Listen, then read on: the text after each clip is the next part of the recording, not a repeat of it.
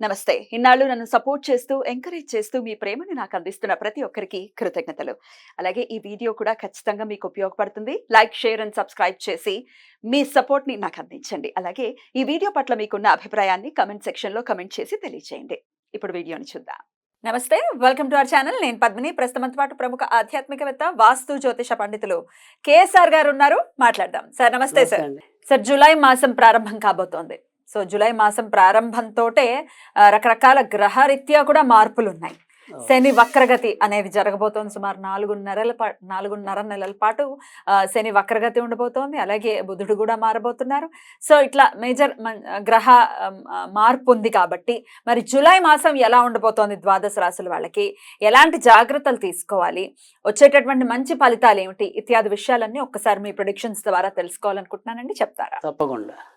ఇక్కడ జూలైలోకి వచ్చేప్పటికి ఏంటంటే మనకి ముఖ్యంగా మనకి జూన్‌లోనే ఇంచుమించుగా జూలై దాకా ఆగక్కల్లా జూన్ 29కి వచ్చేప్పటికి జూన్ మ 29కే. హ్మ్. బుధుడు రాశి మారుతాడు. బుధుడు మారుతున్నారు. బుధుడు మారుతాడు. అదే రోజు వక్రగతి కూడా శనిది. శనిది ఇంచుమించు 30వ తారీఖు కూడా వేసుకుంటాం. అదే ఒక రోజు అటు ఇటుగా అనుకోండి. పోనీ కొంతమంది లెక్కలు ఒక ప్రకారం, కొంతమంది లెక్కలు ఒక ప్రకారంగా ఏదైనా ఒక రోజు అటు ఇటుగా శని కూడా వక్రగతిలోకి రావటం అనేది ఉంటుంది. అయితే కొంతవరకు మనకి ఏంటంటే అది అదృష్టమైన దురదృష్టమైన ఏంటంటే శని వెనక రాశిలోకి వెళ్ళడు. చూపు మాత్రమేనా? అంటే నక్షత్రాల్లో దిగటం అనేది అయితే ఉంటుంది తప్ప పూర్తిగా మళ్ళీ వేరే రాశిలోకి వెళ్ళడు. కొన్నిసార్లు వేరే రాశిలోకి కూడా కింద రాశిలోకి వెళ్ళిపోవటం అనేది ఉంటుంది. కానీ ఇక్కడ మాత్రం ఎంత వక్రం ఉన్నా కూడా అదే రాశిలో ఉంటాడు. సో పూర్వభద్ర నుంచి శతభిష నక్షత్రం వరకే దిగుతాడు. సో ఇంకా అంతకు మించి మార్పు అయితే ఉండదు శని వరకు. అది తర్వాత ఇదే జూలైలో ఇంచుమించుగా 2వ వారానికి వచ్చేప్పటికి ఆల్మోస్ట్ ఆల్ మనకి కుజుడు మరి దీంట్లో వృషభంలోకి వచ్చేయటం, తర్వాత ఇదే కర్కాటకంలోకి మళ్ళీ రవి శుక్రుల యొక్క ప్రవేశం ఇవన్నీ ఉంటాయి. సో ఈ రకమైన ఏదైతే ఈ గ్రహస్థితి అనేది ఏదైతే ఉంటుందో అంటే రాశులతో పాటు ఇక్కడికి వచ్చేప్పటికి సామాజికంగా కూడా ఇబ్బంది ఏంటంటే కనుక యాక్చువల్గా ఇక్కడి నుంచి నెమ్మదిగా తొలి అడుగులు పడతాయి. ఏంటి ప్రభుత్వం ఎదుర్కొనే సమస్యలకి. ఇటు రాష్ట్రం అండి, అదే రాష్ట్ర కేంద్రాల్లో రెండిట్లో కూడా ఒక తొలి బీజం అనేది పడుతుంది. అంటే భవిష్యత్తులో జరగబోయే కొన్ని ఏమంటారు వ్యతిరేక పరిణామాలకి స్టార్ట్గా ఒక అంకురార్పణ అనేది జరుగుతుంది.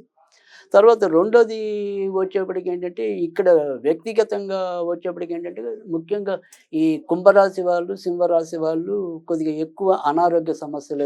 సో ముఖ్యంగా ఇది పూర్వభాద్రలో వెనక్కి రావటం అనేది ఉంటుంది కాబట్టి ముఖ్యంగా ఈ కుంభరాశిలో కూడా పూర్వభాద్ర నక్షత్రం వాళ్ళు కొంత గడ్డు స్థితిని ఎదుర్కొనే అవకాశాలు అయితే ఎక్కువ కనిపిస్తున్నాయి. అయితే ఇప్పుడు మనం ఒక్కొక్క రాశి గురించి అలాగో చెప్పుకుంటాం. దానికి పరిహారాలు కూడా ఉంటాయి కాబట్టి భయపడాల్సిన అవసరం లేదు. రైట్.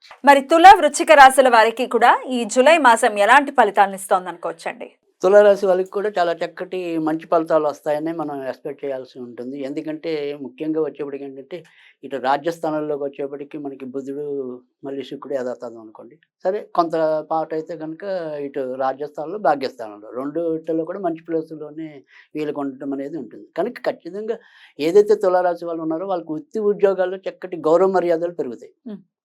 అలాగే ఇది అవార్డులు ఇచ్చే కాలం అయితే కనుక వాళ్ళకి అవార్డులు కూడా వస్తాయి. అంటే ప్రతి సంస్థ కూడా ప్రతి ఏడాది పలానా టైంలో వాళ్ళకి అవార్డులు ప్రకటించడం అనేది ఉంటుంది, లేదా ఇంక్రిమెంట్స్ అంటాం. సో అవి వీళ్ళకి వచ్చే అవకాశాలు అయితే చాలా ఎక్కువగా కనిపిస్తున్నాయి. కనుక తులారాశి వాళ్ళకి ఆ రకంగా కూడా మేలు జరగడం అనేది అయితే ఉంటుంది.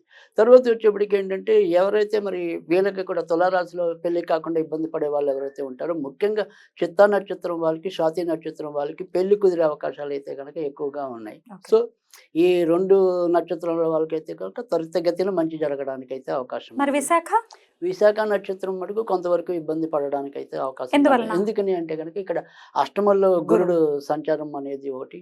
తర్వాత రెండోది వచ్చేప్పటికి ఏంటంటే ఇటు కుజుడు కూడా నెమ్మదిగా మళ్ళీ అష్టమానికి చేరటం అనేది ఒకటి ఉంటుంది. ఈ గురు కుజులు కలుస్తారు కాబట్టి విశాఖ నక్షత్రం అనేది ఒకటి. తర్వాత ఒక విశాఖ నక్షత్రం అనేది మళ్ళీ మన కుజుడి చేతుల్లో కూడా ఉంటుంది, 4వ పాదం వచ్చేప్పటికి. సో అందుకని అక్కడ ఆ రకంగా మాత్రం కొంత ఇబ్బంది విశాఖ నక్షత్రం వాళ్ళకి కనబడటం అనేది ఉంటుంది. కానీ ఇంకా మిగతా వ్యవహారాలన్నీ మాత్రం చాలా చక్కటి మంచి శుభ ఫలితాలు ఇవ్వటం అనేది ఉంటుంది. కానీ ఎవరైతే చిత్తా నక్షత్రంలో శిశువులు ఉంటారు, అంటే చిన్నపిల్లలు అనుకోండి. మన ఉద్దేశం ఏంటంటే పిల్లలు అంటే మా ఉద్దేశం 12 ఏళ్ళ లోపు. అంతే. సో ఈ 12 ఏళ్ళ పిల్లలు ఎవరైతే ఉంటారో వాళ్ళకి మాత్రం దెబ్బలు తగిలించుకోవటం, రక్తంతో ముడిపడి, అంటే రక్తం కలచోటం అంటామే, అది జరుగుతుంది. జరుగుతుంది. అమ్మో. సో కొద్దిగా పిల్లల పరంగా మాత్రం ఆ రకంగా కొంత ఇబ్బందులు ఉంటాయి. వీరికి వచ్చేప్పటికి ఏంటంటే మరి అష్టమంలో గురుకుజుల కలయిక అనేది మనకి ఉంటుంది కాబట్టి ఈ జూలై నెలలో వీళ్ళకి కూడా వ్యక్తిగతంగా చిన్న చిన్న అనారోగ్య సమస్యలు అయితే తులారాశి వాళ్ళకు ఉంటాయి.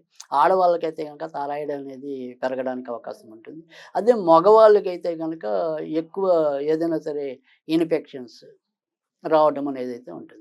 ఇంకా మిగతా వ్యవహారాలన్నీ కూడా భయపడాల్సిన అవసరం అయితే లేదు. ఈ ఆరోగ్య సమస్యలు అనుకోండి, లేదా సంతానపరమైన సమస్యలు అనుకోండి, ఇలాంటివి ఏమైనా సరే ఉన్నాయి అనుకుంటే కనుక వీళ్ళు ఈ నెలలో ఎక్కువగా నరసింహస్వామిని పూజించడం మంచిది. అది కూడా లక్ష్మీ నరసింహస్వామి అయితే కనుక మరింత మంచి జరగడానికి ఉంటుంది. కనుక ఏదైనా కానీ ఈ లక్ష్మీ నరసింహస్వామికి గురువారాల పూట కుదిరితే గనక ఈ 4 గురువారాలు కూడా ఇంట్లో పానకం నివేదన చేస్తే గనక చాలా మంచి జరుగుతుంది నరసింహస్వామి. అలాగే ఓం నమో భగవతే లక్ష్మీ నరసింహస్వామినే నమః, ఓం నమో భగవతే లక్ష్మీ నరసింహస్వామినే నమః, ఇది నిత్యం పఠించడం వల్ల కూడా తప్పకుండా వీళ్ళకి మంచి ఫలితాలు ఉంటాయి. అద్భుతం. ఇక వృశ్చిక రాశి వారికి ఎట్లాంటి రిజల్ట్స్ రాబోతుందండి? వృశ్చిక రాశి వాళ్ళకి మాత్రం మొదటి అర్ధ భాగంలో కూడా, అంటే జూలై మొదటి అర్ధ భాగంలో మాత్రం కొంతవరకు జాగ్రత్తగానే ఉండాలి. ముఖ్యంగా ఏదైతే మరి అష్టమంలోనే రవి శుక్ర ఉన్నారు, తర్వాత వచ్చేప్పటికి ఏంటంటే ఈ సప్తమంలో గురుడు ఉన్నాడు, కానీ షష్టమంలో కుజుడు ఉన్నాడు యాక్చువల్గా. ఎప్పుడైతే ఈ షష్టమంలో కుజుడు ఉంటాడో దానివల్ల కూడా అనారోగ్య సమస్యలు రావటం అనేది ఒకటి. తర్వాత ముఖ్యంగా వాహనాలు అవి నడిపేప్పుడు ఖచ్చితంగా జాగ్రత్తగానే ఉండాలి. తర్వాత ఈ తలకు సంబంధించిన విషయాల్లో కూడా ఒక్కోసారి ఇబ్బందులు కలగటం, ఈ మతిమరుపు పెరగటం, ఇలాంటివి కూడా ఎక్కువ ఉంటాయి. సో ముఖ్యంగా ఈ వృశ్చిక రాశిలో పుట్టిన ఎవరైతే ఈ అనురాధ నక్షత్రం వాళ్ళకి మరింత ఎక్కువ ఇబ్బంది కలగడానికి అయితే అవకాశం ఉంటుంది. జ్యేష్ఠ నక్షత్రం వాళ్ళకి ఏంటంటే కొద్దిగా ఉద్యోగాల పరంగా సమస్యలు ఎక్కువ ఎదుర్కొనే అవకాశం అయితే ఉంది. విశాఖ నక్షత్రం వాళ్ళకి ఏమంటాం, వృత్తి ఉద్యోగాల అభివృద్ధి ఎక్కువ ఉంటుంది. మిగతా విషయాలు ఇందాక మనం విశాఖ నక్షత్రం గురించి మాట్లాడుకున్నాం, కొంతవరకు ఇబ్బందులు పడటం అనేది అయితే ఉంటుంది. ఏదైనప్పటికీ కూడా వృశ్చిక రాశి వాళ్ళకైతే కనుక మిశ్రమ ఫలితాలు ఎక్కువ ఉంటాయని చెప్పాల్సి ఉంటుంది. సో కనుక వీళ్ళు ఈ నెలంతా కూడా ఆరాధించవలసింది అయితే వీళ్ళు కూడా ఆంజనేయ స్వామిని ఎక్కువగా పూజించాలి. అలా ఆంజనేయ స్వామిని పూజించడం వల్ల తప్పకుండా మంచి జరుగుతుంది. సో కనుక వీళ్ళు ఈ నెలంతా కూడా ఆరాధించవలసింది అయితే వీళ్ళు కూడా ఆంజనేయ స్వామిని ఎక్కువగా పూజించాలి. అలా ఆంజనేయ స్వామిని పూజించడం వల్ల తప్పకుండా మంచి జరుగుతుంది. అలా మంచి జరగాలి ఈ ఇరు రాశుల వారికి అని మనస్ఫూర్తిగా కోరుకుంటూ ఇక నెక్స్ట్ ఎపిసోడ్ లో ధనస్సు మకర రాశుల గురించి మాట్లాడుకుందాం. థ్యాంక్ యూ సో మచ్ అండి. నమస్తే.